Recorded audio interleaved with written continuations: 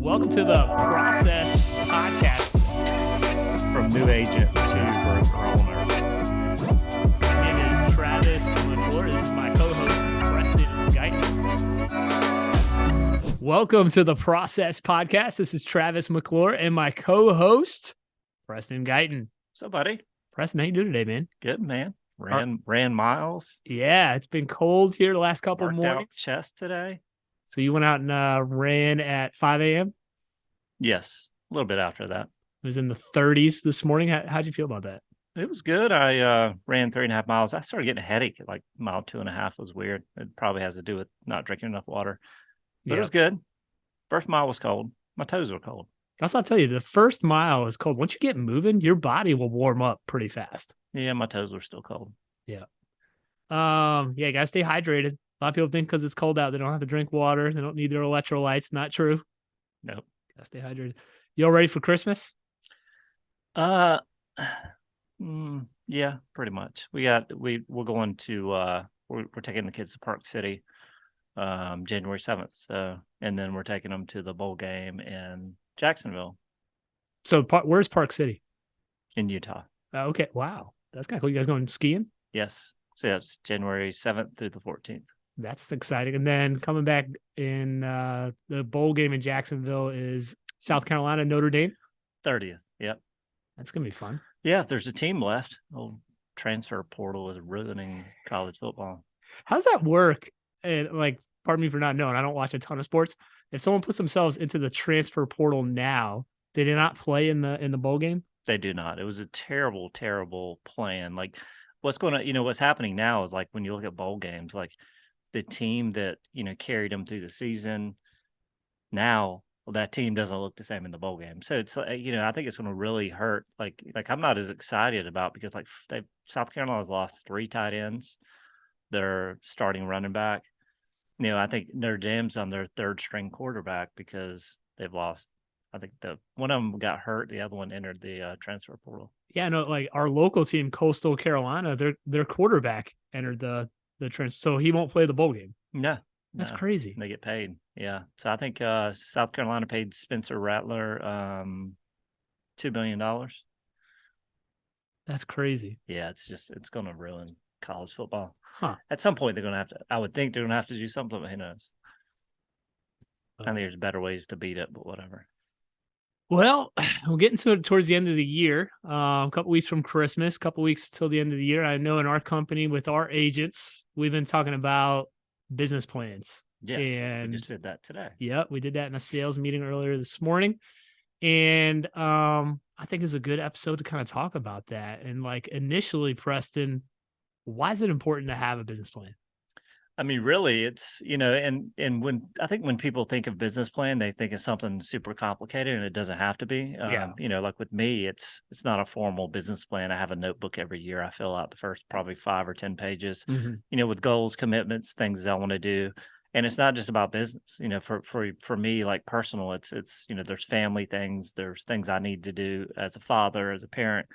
So all those things are in there, but if it's not planned, it's not going to happen. Right. So whether you're planning your week, your day, like if you get to the office and you have no idea what you're going to do, you're going to spend the first part of the day figuring out what do I need to do. So, same thing when you're going into a new year, what are your goals? What are your commitments? What are you going to do to make those goals happen? And like I shared earlier, I mean, one of the biggest things is, that morning routine to me is very, very important.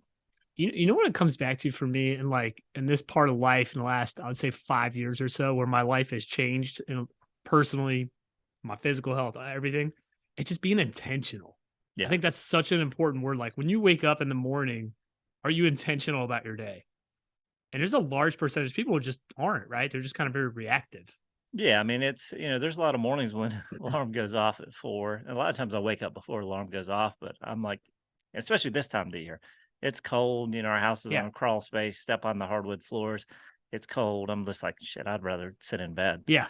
And just get up. I mean, get up and do it. And, for me, I started adjusting my schedule a little bit. I start working out earlier than I used to. Like I don't sit down and drink coffee. I just start working out about 4:45.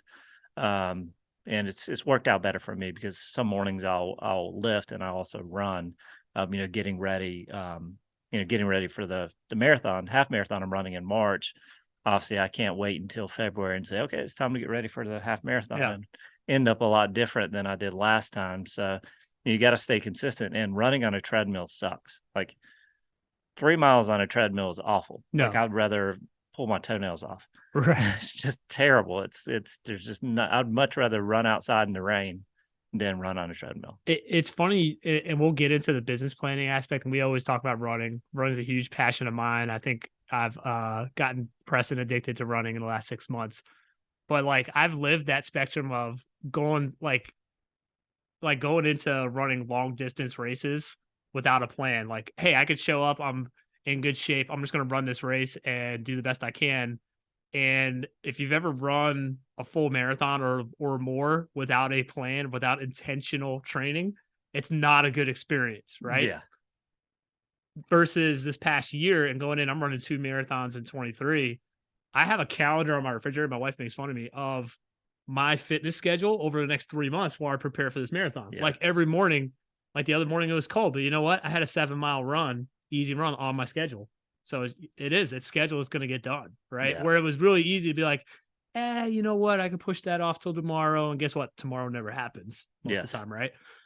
It's on the schedule. It happens. If it's rain or shine, like tomorrow's supposed to rain. I have a speed workout. It's going to happen, right? So I say all that to say where that correlates into business planning. How many people run their business that way? Oh, They go into a year where it's like, hey, I want to achieve XYZ, right? I want to close 50 homes this year. I want to add 100 agents this year, but they don't really have a plan to make that happen. I asked that question. We had how many people on the call? 60? Yeah. So we had 60 people on a call. Like, I'm not going to sit here and say our company is amazing, we're perfect and everything else.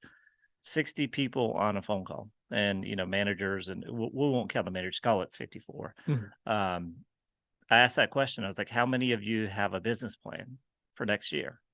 I think we had 3 hands go up? Yeah, not very many. Four hands go up. Yeah. So here we are the second week in December, and everybody wants to make millions and do these things and everything else, but yet they don't have a plan yet. It's no different than showing up to the marathon and you didn't follow a plan to get ready. Yeah. It's going to hurt. Yeah. And so have you started the new Goggins book yet? I have never finished. Yeah. So in his first book, which he is just a maniac, but he did the 100-mile. Was it 100-mile with no plan? He was eating like Twinkies, and it hurt, and he did a marathon shortly after, and he qualified. Qualified for like the Boston Marathon or something. But he talks about that like in the same sense, though. He's like, well, I did all that without a plan, right? And he said that taught me 2 things. Number one, he went through a lot of pain and a lot of struggle because of that. Yeah. But number 2, he's like, what could I have achieved if I had a plan? Oh yeah, for sure. And you think about that, like, what can your body handle? Obviously he was an athlete and has trained his whole life up to that point, and took some time off. So it wouldn't be like somebody just getting off the couch after 10 years and doing it. Right. But it, it shows you what your body is capable of. And, like me, I didn't run in June, I just started running in June. I struggled to run a mile, and now I ran 3.5 miles this morning. Usually I'll run, 5 to 8 miles with no problem. And that's a 6-month window. Right. But you've been very intentional about your training, right? Yeah, and and the same thing. I didn't roll off the couch either. I'd been working out. I just wasn't doing a whole lot of cardio. But it just shows you what you're capable of, and that correlates to business as well. Oh, absolutely. Yeah, if you had a great year this past year, half of it was hard, right? Yeah, half of this year was really hard with the market. Well, let's caveat it. The whole year was hard. Yeah, it was kind of a roller coaster because you went from this like crazy market to like now it's like this completely different market the second half of the year. If you had success this year and you didn't have a business plan, imagine what you can do if you are very intentional about the next 12 months in your business. Yes. Use that same analogy, because to me, there's not much difference. No, not at all. So we've probably kicked the horse here pretty hard in terms of why you need a plan, right? Let's move on to the next part of it, Preston. Like, where do you start? Really for me, and I shared, so we use EOS, and Vision Traction Organizer is kind of correlates to an individual agent for their business, right? Because you're an individual agent, you're an independent contractor, unless you're like a on-site sales, but you could still have a business plan. Yeah. So really, for me, I like to keep it simple. I know there's a lot of business planning out there that's like 20 pages or whatever, just a lot of information. For me, I like to keep it simple. What are your, look at what are your goals? What will those goals for you do personally, professionally, if you were to hit those goals? And then what action steps, what actions, daily activities do you have to hit that you can measure to ensure you hit those goals? Yeah. So like we talked about, like for me, and you're the same way, I have a very, very boring morning. Like Yeah. it is always the same. Right. I'll start making coffee for my wife or whatever, and I'm just like, it's I'm Groundhog's Day. It's like that movie. But it's a boring daily morning schedule it'll end up you'll end up getting paid. You'll be successful. You'll hit your goals if you have that's kind of, and when you look at it from a business plan, I think that needs to be a big part of it. Like, what is that daily routine in the hours that shouldn't change, right? You shouldn't be, most people aren't showing property at 9 a.m., right? No. Most people aren't showing at 10 a.m. And if you set it in your schedule and you let the people know, hey, these are the hours and the windows of time showing and everything, and make it after lunch if you can. Sometimes you might break that habit, but I think in a business plan, you need to have that daily routine set up in there. What does it look like? And ease into it, right? Like a lot of times when I see people fail, they come up with these massive goals, these massive numbers that make zero sense. Right. Like, and when I like to relate it to like working out or even run the marathon, you're not going to say, okay, I'm going to start practicing for a marathon, getting ready. I'm going to go run 10 miles tomorrow. Right. So to me, it would make sense if say that's like prospecting. Don't go out there and say, hey, I'm going to do 2 hours of prospecting. Most likely you won't do it. Start with 30 minutes and move it to 45, move it to an hour, and gradually get to a point and become better at prospecting. And, when you've been doing 30 minutes, 45 minutes, an hour, gradually moving up to an hour and a half, it's not like a big leap from you going from 0 to an hour and a half. Yeah, and I 100% agree with that. You and I talk a lot about this. I think the most simple exercise someone could do to start their business plan, it's like step one, is write down 3 goals for the next 12 months. Yep. Just 3. Anybody could sit down and say, hey, I want to achieve 3 things.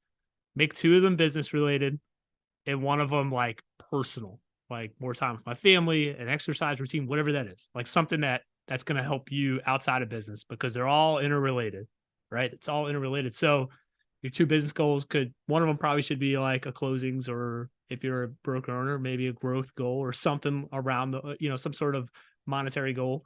Right. And second goal, I think, should probably be something systematic, like something in your business from a growth standpoint, like, hey, a system I need to grow my business. Like you said, put all that in one column. Second column, what does that do for you? What does 50 closings do? Does it pay off debt? Does it pay back your taxes? Does it pay off your house? Whatever that is, what's that help you achieve? All 3 of those goals. Boom, boom, boom. And then on that far right column, what's the daily habit or weekly habit you need to implement that you don't have right now that's going to make that happen? Yes. Like those 3 things. And be specific. Very specific. Yeah. Like, what we see and what we hear is, you go to that column 3, I'm going to make more phone calls. Well, what is that? How do you measure more phone calls? Right. So make sure it's a number that you can measure, check, measure. And just, and then with those numbers, because there's a lot of historical data out there, like X amount of conversations leads to X amount of contracts. Yeah. So look at those numbers and focus on things like, if it's prospecting, you focus on things like conversations, conversations over phone calls, because you focus on phone calls, you're just going to try to churn through a bunch of phone calls to hit that number. Yeah. Make it based on conversations, and you're going to try to make every single phone call that you get somebody on the phone meaningful. Yeah. And don't sleep on what that does for your life, right? My man, Grant Cardone, wrote a great book a lot of us have read called The 10X Rule. He calls it the passion link. Because you achieve this, you're able to do this. Yes. Right? Like, put a lot of thought, like, what's 50 closings do for you? What's it do for your family? Whatever that number is for you. It doesn't have to be 50, but what does that number mean to you and your family and your life? That should have a lot of weight, to the point where, like, if you don't achieve that, it's going to hurt your feelings a little bit. Yes. Right. It's got to be that serious. So, like, sit down, spend some alone time, have a meeting with yourself, maybe involve your spouse in that conversation, right? Because a lot of us those business plans affect that person as well, right? Have a meaningful talk of like, what do we need to achieve as a family? What's a big deal to us as a family financially, right? Have Yes. that kind of weight in your business plan because it's going to motivate you on those days you don't feel like it, Yeah, for right? sure. And like I shared earlier, choose what your heart is. Like, Hmm. do you want to struggle paying bills, or do you want to choose your heart of being prospecting? Because no, I don't think many people, thoroughly enjoy prospecting, but they enjoy the money, they enjoy the things they could do with their family, they enjoy the vacations, they enjoy, having money in the bank, they can enjoy paying off student loan debt, they can enjoy all those things by doing something that isn't easy. And when you look at that, it's, I hear it often. I listen to a lot of, motivational stuff when I'm working out. Is it's choose your heart. Would you rather, you know, paying bills and having to struggle to pay bills really sucks? Yeah. If you think prospecting really sucks, but then you could pay your bills with no problem. So, Hmm. think about those things, and like I said, tie it to something tangible that's important to you. And, and for me, it's, part of what I do when I did mine for next year. I want to go on four family vacations. We're going on one in January, and what I did in 2022 has allowed me to do those things in 2023, and what I will continue to do in 2023 will continue. I'll be able to do more things with my family, and all those things that are important, whether it's, going to, could be a simple, maybe it's not vacation, maybe it's making sure you could go to every baseball game or basketball game, or, take your kids to every practice, Yep. those things. I mean, just choose what's most important to you, and just make sure you set up that business plan where you could hit those goals and do those things. Yeah. So I think once you have those goals in mind, right, and you're committed to them, I think the next two things that are crucial that you have to figure out is like we talked about in the beginning here, what's your daily and weekly schedule look like, right? And I get it's going to change because things happen, you hit speed bumps. But here's the thing, having a daily schedule or living what Preston calls the boring life, it makes the speed bumps a lot more manageable. Oh yeah.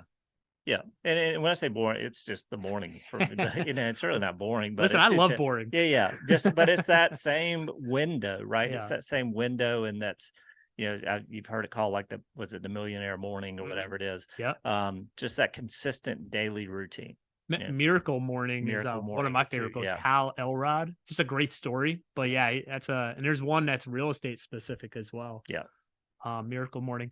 So have that daily routine. What's that look like? And then the other thing is you need a financial model for your business, right? So daily routine, sit down and create that. And then financial model. Let's talk about that a little bit. And I think that starts with, okay, I know I need X amount of closings, right? Because yes. you probably identified that in your goals, right? Closings equal revenue for your business, all that good stuff. How do I figure out if I have X amount of closings, Preston, is there a certain number of conversations I need to get to those closings? Yeah, I mean, there's a lot of historical data out there, right? And the same thing, like, with me working with Chep Like Digital, John and I partner with that, and we coach companies. I coach companies across the country on that. A lot of times, we're generating leads for companies, and Mhm. a lot of the conversations I have is before they sign up. I'm like, what does your conversion look like?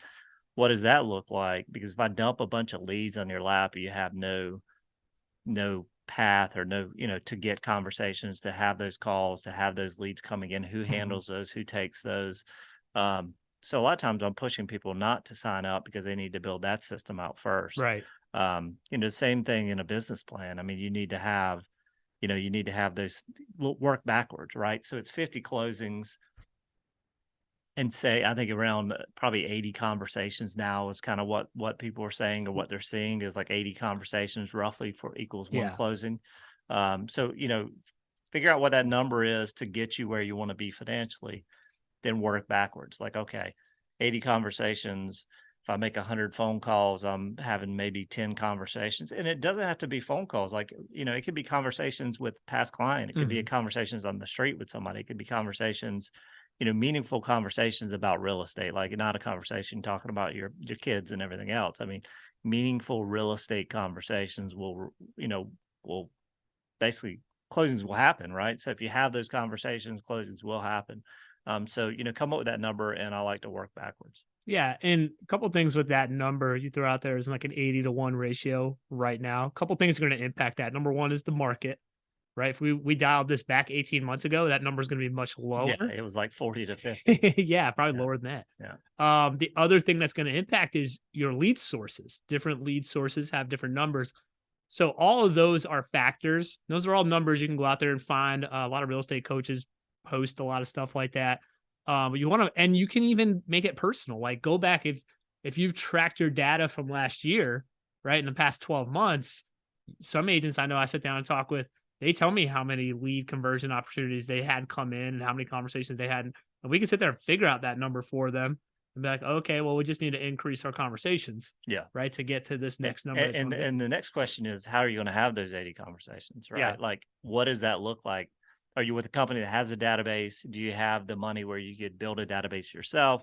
Mhm. Do you already have a personal database that's pretty big? Because obviously, if you have a database of 80 people, 80 conversations a day is going to be very difficult if you're not generating more leads and Right. calling, outbound calling, whether it's prospecting or listing prospecting or whatever it is.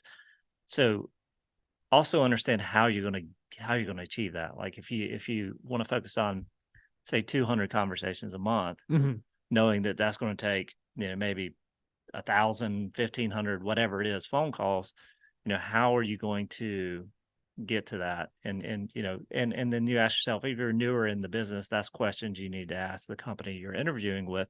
What does that database look like? Is it open for me to call in? Are they generating more leads? Are they generating new leads? Mhm. Am I going to have to pay for that myself? Because you have to pay for it yourself, and you got to look at that expense to generate those leads. Right. And give me your thoughts on this, Preston. Do all those conversation opportunities have to come from one lead source? No, they do not. Absolutely not. And what we just had Monday Mayhem, where we went back through and we had 5 different blocks of prospecting. One of them was past clients. And it's funny, you talk about that. Well, I just, I've been in real estate for a year and I've sold 15 houses, whatever. One of the agents in that class called somebody that bought a house 4 months ago. Mhm. She had a listing appointment, I think yesterday or maybe today, and he's going to list the house because he doesn't really like the house. That And you happens. had that conversation, right? Yeah. Like if you go back to 2020 until the end of 2021, was it 60% of Yeah. people Just don't like their house. really did not like the house they bought, but they Yeah. felt like they were forced into it because of Yeah. the way the market was? Not that the realtor did anything wrong, No, right? The they realtor helped just them. they just accepted the Yeah. fact that it wasn't 100% what they wanted. Right. They needed to move, they needed to be in a new location. So calling those people that have bought in the last 2 years could very well end up being a listing appointment for you. So don't overlook those past clients and Mhm. don't overlook that database, because when you look at the percentage of conversion, you have a much higher percentage to convert those leads that you've sold in the past. I look at it Or like this too with past clients. I just want to yeah, jump in. A lot of them people are going to host at that brand new house you sold them this week, right? You want them to be an advocate of you, yeah, right? And the best way to stay top of mind is around the holidays of like, hey, Preston, just checking in with you. How you guys loving the house you guys bought this past summer? How you guys loving the neighborhood? Okay, great. Just kind of checking in with them. Maybe you do some sort of pop by or whatever that is. But guess what? If someone's in their house and love their house and they love the neighborhood and they want to move close by, who are they going to refer? yeah. Right. Yeah, and you look at that too. Like if you look at a database and you call that, most likely you may not sell somebody in that database.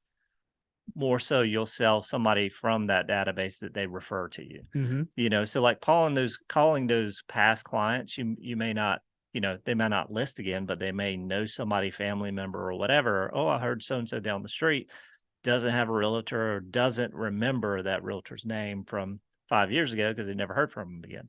Um, and that's a big thing. Like what 80% of people will list or sell with somebody else than the realtor they use to buy the place. Because they don't remember. They don't Like remember the the yeah. name.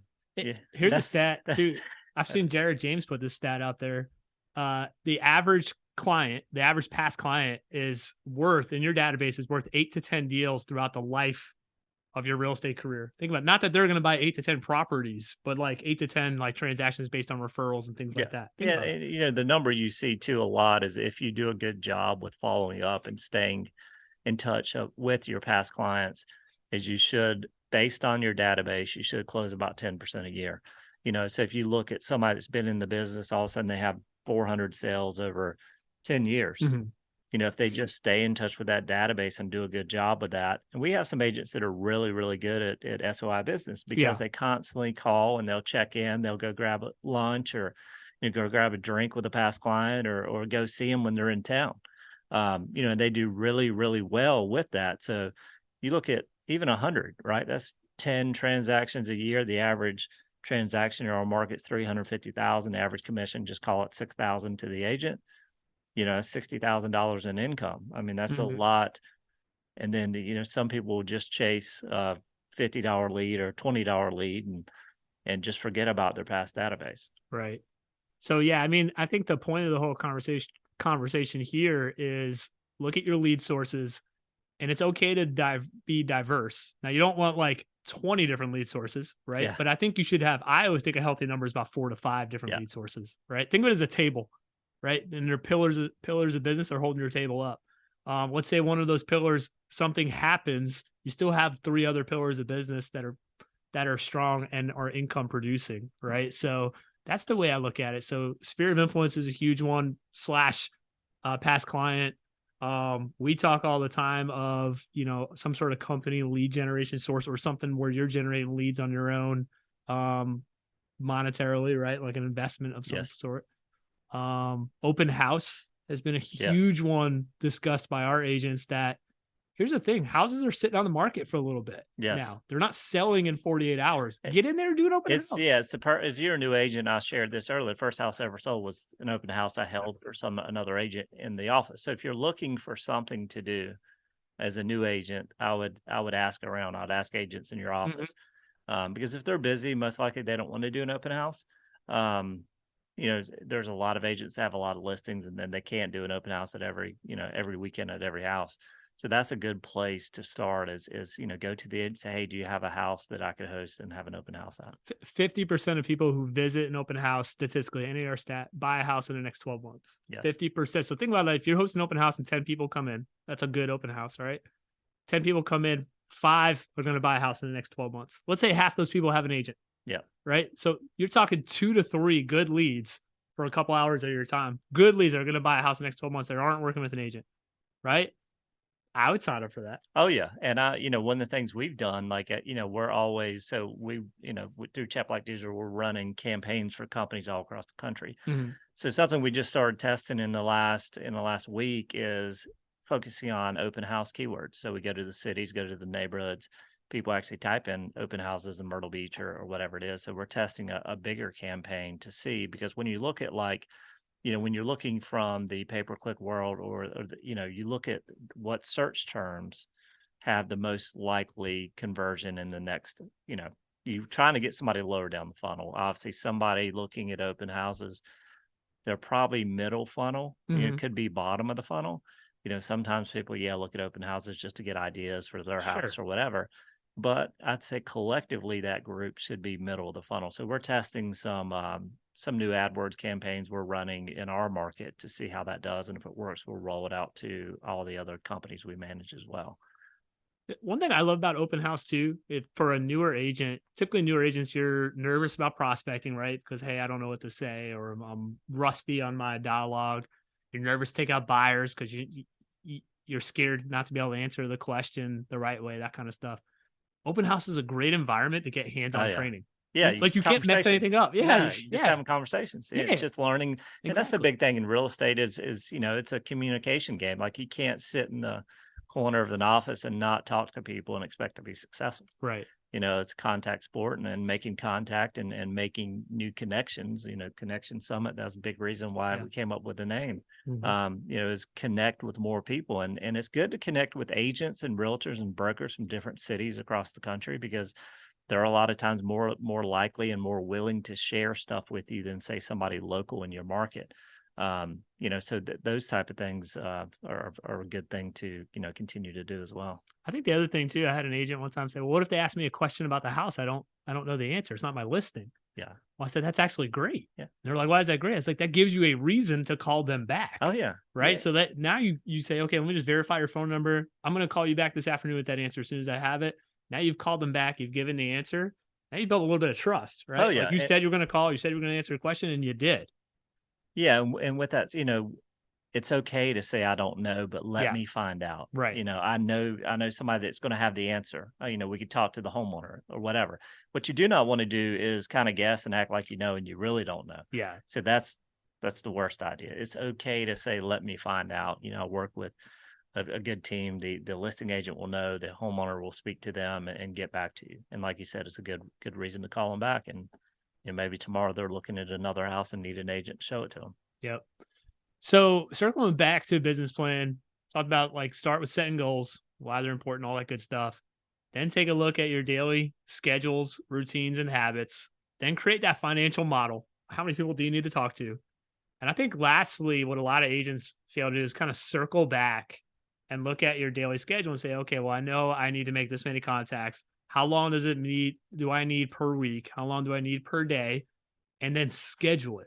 Oh, Google Calendar is your friend. Everything you do should be scheduled on your calendar or it doesn't exist and it's never going to happen. yes. So, and like, I'm a fan of, I print out calendars all the time, like keep me on the same page with my wife and my family, stuff like that. I print calendars, put them on the fridge of like what I'm doing. You know Yeah. what I mean? Like, so my wife knows, okay, this is what you got going on. And the reason behind that is like, if it's not like Tom Ferry says it all the time, if Need it's to not, see it. yeah, if it's not in your calendar, it doesn't exist. Yeah, I mean, put it, and if you're lucky enough and you have an office and you have an office, within your office, they have room for you and you're in there every day, stick it on your wall. Stick that schedule on your wall. You look at it every day and you make sure it happens, because it's good to create, obviously it's great to create a business plan, but it sucks to create a business plan if you're not going to go back and look at your business plan and look and make sure you're doing those activities that are going to reach where you'll reach that goal, and find an accountability partner or an accountability group. Share that with, like, share your business plan with other people. Yes. I shared mine with, John Cheplack. He sent his over to me via text, kind of what he wants to do over the next year, and what he's focused on and the goals are, and what that goals will do at the end of the year and everything else. So, share it with somebody that will hold you accountable, that will actually call you out on it, right? Like, share it with somebody that's willing to call you out, Yeah. because if you share it with somebody that's going to be, oh, it's okay, let's go get a beer. It's just make sure it's somebody that's going to hold you accountable and to hold you to those activities. And maybe they have the same similar goals, and they set, gamify it. You know what I mean? Make it a competition or a Mhm. friendly competitions, and things like that help. The other thing I say with scheduling too, it's okay to reschedule, right? So like I'm a fan of like prospecting, have your windows, let's say it's 9 to 11, Yep. right? And all of a sudden like a buyer's coming to town, you got to show them properties all day. That I get that happens. You talk about if you can, you try and schedule appointments in the afternoon where you're things like prospecting, they don't get interrupted, but sometimes that happens, right? Oh, yes. So what you do with that block is you simply reschedule it. Like you for that day, you move it, right? Okay, Wednesday mornings I have a sales meeting, so I can't do Wednesday mornings. So I'm going to prospect Wednesday afternoon, even though I normally don't. I'm going to prospect Wednesday afternoon so I can keep my calendar open on Tuesday to take care of this client, right? And it's okay. That's actually not a bad thing. Calling your database or whatever database you're calling in or prospecting in, sometimes calling it at a different time of day, you'll get some different results, Oh, yeah, for right? sure. I mean, if you have open night, or 5 to 6 p.m. or something like that, throw it in there and just make phone calls. Maybe you have time on a Saturday morning, make phone calls. So it's, yeah, just move it around. Just make sure you hit those numbers, whatever those numbers are. And if it's conversations, I personally like agents to focus on conversations and not phone calls. Yeah. But the key is, going back to scheduling, Preston, like, and I said it earlier about, running or fitness, whatever. If it's on a schedule and you're going to stick to your schedule, you're going to do it, right? If I get up in the morning, I look at, okay, I got a prospect today, boom, I have an appointment with myself. I'm going to keep that appointment. If it's not on any calendar and something comes up, it's like, oh, okay, I'll just do this tomorrow. Tomorrow never happens. I can tell you right now, everything you say, you know what, I'm going to do it tomorrow. It gets pushed off to the next tomorrow, the next tomorrow, the next tomorrow, and tomorrow never happens. You got to put it on a schedule, a concrete calendar. Use Google Calendar. I think Yeah, it's the best tool that is underused by every realtor, or most realtors in our industry. yeah, Number one tool that is underused. So, and it's free. and it's free. Yeah. That's right. Yeah, I mean, saying you always have more time is the biggest lie there is. You don't always have more time. The game, David Goggins said in his new book, the game clock is always running. Yes. There's no timeouts. There's no periods, between periods, there's nothing. The game clock is always running. So anything you put off, the game clock still runs. I have not started that yet, but I will soon. It's in my library. The book, yeah, it's a good book. He gets pretty deep. A lot of really personal stuff. I'll forewarn you, like it'll hit you a little bit like emotionally. He gets really deep into his personal life, probably more so than his first book, but a good read, good listen. Preston, anything else on business plan you want to add to this? No, man, I think we beat it up pretty good. Yeah, we have beat it up pretty good. Guys, take action, man. Sit down, write down your 3 goals. That's the easiest thing to sit down and do and start. Just write down those 3 goals and take it from there. If you have anything else, just know what 3 goals you want to achieve. Yeah, the one thing I would say, the Connection Summit. Oh, yeah. ConnectionSummitMB.com. 2/23/23, February 23rd, right here in Myrtle Beach. Yep. ConnectionSummitMB.com. We're excited. We have Follow Up Bosses sponsoring it, and Sphere Rocket is as well. So we added a couple more speakers, and it's going to be a great event. It's something that a lot of the speakers have never spoken in this marketplace. So it's going to be something different to the Myrtle Beach market they haven't seen. So it's exciting to be a part and to host it with you and ride out on scooters. And I don't know about all that. But yeah, great reason to visit Myrtle. If you listen to this, if you've never been to Myrtle Beach, great reason to visit Myrtle Beach. Got John Cheplack coming, Bill Pipes, lots of other great speakers. You'll be staying right here in Ocean Boulevard. Yeah, and Marriott Oceanfront. If you're a runner, it's a great path back and forth. Good flat run. I'll run with you. My house is like a mile away. I pass by the Marriott every day. Yeah, you could see Preston running. Yeah, you could see Preston or I out running in the morning. So look forward to seeing you there. That's all I have, Preston. You good? I'm good. Guys, have a great day. Have a great rest of your week, and we'll talk to you soon. See ya.